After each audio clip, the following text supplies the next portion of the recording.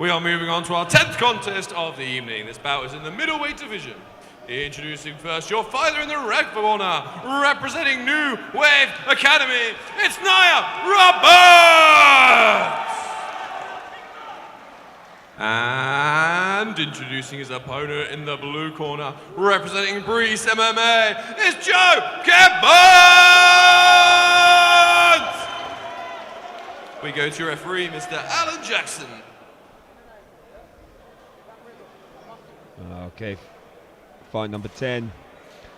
Here it comes, Niah Roberts, find out a New Wave Academy versus Joe Gibbons, from Breeze MMA in the middleweight category. I love the middleweight category. It's got everything: speed, power, size, technique. You're talking about how big these middleweights are. They are big middleweights. To be fair, I was just saying I love the middleweight category. You got the endurance. It's got everything, really, hasn't it? Oh, heavy inside leg kicks, actually. Skill, power, cardio. Some big old power shots and some hefty thighs. That inside leg kick is money. Oh, eats a high kick. And again, that's 2 in a row. Yeah, Joe Gibbons getting tested early. And Niah Roberts has got some frame on him for middleweight as well. Yeah, great head positioning from Roberts. Gibbons looking to his corner. Good wrist control. We saw some Breeze MMA fighters fighting early on. This is the position they seem to be struggling with a little bit. Some of the cagecraft. Not from New Wave Academy though. Beautiful placement. Head position, underhook, control. Getting it to the floor, but also beautiful work. A beautiful whizzer. Joe Gibbons. Got to go for that 3-on-1. Deal with the wrist control, keep the whizzer. People cut a lot of weight now, James. Yes. I used to fight in middleweight. They weren't this big. No. Putting it out there. People do cut a lot of weight now. I think I'd be a bantamweight now. Heavy pressure from Niah Roberts. Good head positioning. And control the arms. He's just making Joe carry him. We just tire him. Yeah, you don't have to rush him here. He doesn't want to take any risks. He wants to control his position, but he does need to be active enough. If he does very little and then Gibbons does something at the end of the round, that could give Gibbons the rest of the round. But Gibbons is doing a good job of staying safe. We used to see this a lot in the UFC and just don't see it anymore. Just stall, like, not purposely stalling, but Gibbons with a reversal. Gibbons. Awesome work by Joe Gibbons there, seizing on the opportunity. Still, I was accusing him of Niah of stalling. Gibbons didn't like it either. Straight to mount. Heavy. Maybe is he taking the back as well? He's got that arm isolated now. He's got the fullback. Falls off though. Oh, could that be the slip up though? Yeah. Now we've got Niah Roberts half guard top. Pinned to the cage. Yeah. Gibbons needs a right underhook. Needs to try and get onto his left hand side. Start making space.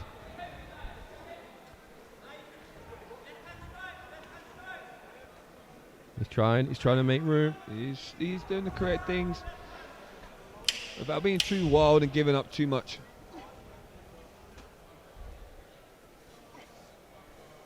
Heavy shots by Niah Roberts. Hammer fist.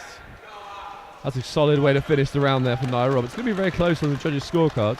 Yeah, I wouldn't like to be a judge on that one. Niah was controlling a lot, but Gibbons had a moment there. We got that big takedown. Yes. Got to the position, got the back, but yes. yeah, it just fell off the front. It's a little bit that amateur MMA inexperience where you get on that turtle position, and then you just jump on the neck way too early. You need to sit back, keep your weight back. Even if the other guy tries to work to his feet, you're in a really dominant position on the back. Here we go, nice little replay. Some action early in that round. Oh look, just a beautiful trip. Beautiful stepping. That was a lovely trip. Serious athleticism. And then straight step into, well, not straight, but then he stepped over into mount relatively easy, unchecked by Niah. I think Niah didn't realise what had happened. He's laying on the floor, sort of surprised that he'd ended up there. Breeze MMA crew talking about the adjustments that Joe Gibbons needs to make. Niah Roberts looking fired up, ready for round 2. Well, round 1 was a very interesting little wrestling exchange. We will see a bit more striking here in round 2. We saw Gibbons with some lovely inside leg kicks early round 1.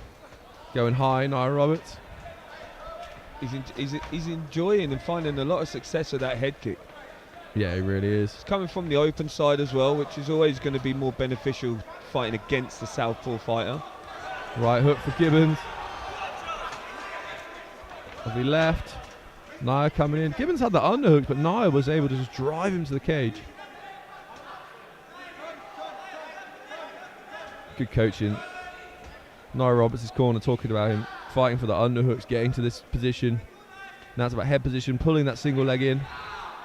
Nice work. Lovely single. Drag him away from the wall. He's not. He's going for the trip. He's going for the drag. You got the cage. Use the bounce. Yep. Used to love Randy Couture doing that back in the day. Oh, lovely. Pulls him away. Trips the other leg. Gets the takedown. Now he's got to do something with it.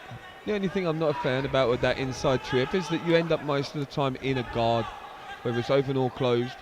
As much as you've taken him down, you haven't advanced the position. Niah Roberts here. He wants to work around the legs, get a pass past the legs, and then he allows more dominance. Essentially, I mean, if anyone watching at home that doesn't train, think about your upper body and your lower body. Your lower body's much stronger. So if Niah Roberts can get around the strong lower body of Joe Gibbons, then he'll be able to control his upper body with his whole weight, his whole pressure, and it'll be able to change things. That's why I talk about guard passing so much in MMA, why it's so important. You're getting past the strongest limbs. Yeah. There we go. Niah Roberts trying a little bit of ground and pound as well. Good job by Joe Gibbons to get back to a full guard. It's just difficult against playing guard when you're against the cage. Yeah. In my own fighting experience, I used to hate it. I used to think, oh, if we weren't here against this cage, I'd be able to do so much, but I just stuck. It's a horrible place to be fair. And if I'm honest, Niah's a trying big to get dude. a triangle. It's not like he's a small guy. He is pinning Joe against the cage. Gibbons trying to overwrap Niah's right arm here, and he's looking for a triangle. It's just a bit obvious, I think. Yes. And the cage is making it difficult. I mean, also his corner are going triangle, which is not sort of giving the game away. No, sometimes it's the right thing to do. Sometimes it's not. But yeah, I mean, even overwrapping the arm, sometimes just getting to your side, working your guard to a high guard to control the posture. Yes. That overwrap, you can still use it. It's not just about setting up triangles. And it keeps you relatively safe from ground because they could only hit you with the other arm. So you're seeing Niah only hit with his left in this position. 10 seconds left in the round. Almost looking for a leg lock entry, I thought, Gibbons. Bit like a K guard entry looking going on Yeah. there. Some high level MMA, I like it. Well, Niah Roberts done well there. I probably will go one round apiece, if I'm honest. Interesting, controversial. No, I haven't got no. I just got to say controversial. Yeah, we'll say a round apiece. Everything to play for. The drama, the story is better that way. Yeah, I love what Tom Brees did in the cage. To anyone that was in my MMA classes this week at Elite Training Centre, you will have seen Tom Brees do exactly what I've just been telling you lot to be doing, how to get up off the floor. So for anyone listening, hope you're watching, paying attention. It's also interesting, like as a cornerman, like how much do you teach or coach, probably with a better word, between rounds? Because you know, if Joe Gibbons isn't that good at the stand up against the cage, say, like giving him some tips now might not actually make a difference to his output. So maybe you're better off being like, we need to avoid that. We need to use the jab and keep this long. Yeah. But, you know. Work to the fighter's strengths rather than the... Yeah. Tom Brees, incredibly experienced, so I won't tell him how to corner. Sort of did, but I apologise. All right, I'll stay in my lane. He's near His thighs are bigger than my torso. It's upsetting to me. Yeah. Here we go. This is a bit different from both fighters now. Feeling their shots a little bit more. Although that long straight right from Niah. Yeah. Finding a home. If he just steps to the outside when he throws it. Gibbons is looking a little laboured slow. Oh, that right. You called it, like Mr. that. Pullen. Beautiful work. Nice knees. Got to watch the placement. That looked a little bit borderline. But I think he pulled it. It might have been too high and even touched him, but he took all the sting out of it, realising. To be fair to Joe didn't complain. He didn't whinge. No, he's in a fight after all, so he knows what's coming. He's definitely a warrior. It's difficult adapting to these amateur rules, especially in the gym. You're so used to doing certain things. Yes. I remember we used to have amateur rules where some of the classes you wouldn't do ground and pound. And the amount of people that get takedown and immediately punch the other guy in the face. And then it was all this argy-bargy about breaking rules. And it's like, they didn't break it on purpose. That's just, they've trained that instinct into themselves over years of training. And it just comes out. Yeah. Oh, maybe that might steal the third. Yeah, Niah Roberts dragging him down to the floor. I hate to always think that takedowns do more than other action areas of a fight, but Niah Roberts has scored the most takedowns in this fight, and judges score that high. Yeah, I mean, that's big. Control time is important. Our judges, the ISK judges we use, their number one priority is damage. Right. But the second thing is aggression and control. Right, okay. And usually aggression and control go in hand, really. Mm-hmm. So judge damage is quite a hard thing to judge as well. But certainly if Niah here, he's on top, he's doing the ground and pound. At the moment not doing a huge amount of damage. A little bit more now. But he's also being the aggressive and he's got the control. Representing New Wave Academy. It's been a bit of the story, the Tom Breese guys tonight being out wrestled. When you think of the pedigree of the wrestling and the grappling of Tom Breese, it's sort of surprising. Yeah. It'll probably explain some of the frustration on his face right now. It looks like the fight is not fully responding to what Tom is calling for. Been there, shouted much advice at fighters. It's hard though for them. They are the ones in the fire. They've also got an energy tank which is running pretty low. Yes, exactly. And a dude on top that is trying to hurt them. So it's like being in your car and the petrol's just run out and you want to. They're like, put your foot down. You're like, I'm trying. Yeah. Trust me, I promise. I'm giving it everything I've got. I'm trying my hardest. Put some pressure. I mean, it's a very strong round for Niah Roberts. I thought he could have been 2 rounds up or 1 apiece going into this, but certainly the third round, very dominant. Yeah. Oh, I should probably go announce it. Oh, what was it? Oh, yeah, that was third round, wasn't it? Yeah.